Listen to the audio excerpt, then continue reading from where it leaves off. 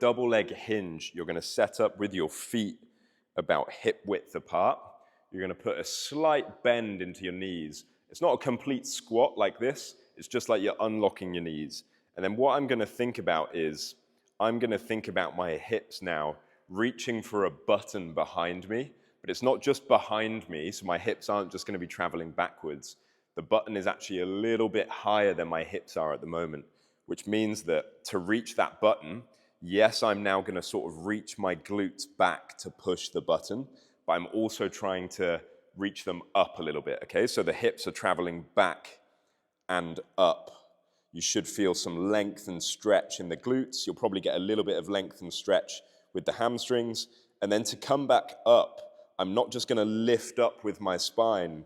I'm now going to take my hips forwards. So I'm using my glutes to push me out of that bottom movement rather than my back pulling me out of that bottom movement. Couple of things to be wary of is, number one, we want our spine to stay still throughout all of this.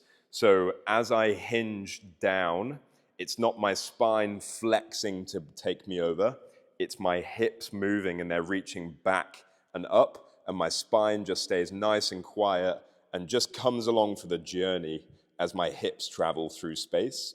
And then the same on the way back up, like we talked about. My spine is not going to change position, but my glutes are going to go forwards to bring me up out of that position. Okay, so number one thing to be aware of is spinal position. Number two position to be aware of is your knee position. And when you're initially learning this, what you can do is set up with your knees just in front of a bench, so that when you bend your knees are in contact with the bench, which means that now, as I hinge, my knees are not allowed to pull away from this bench.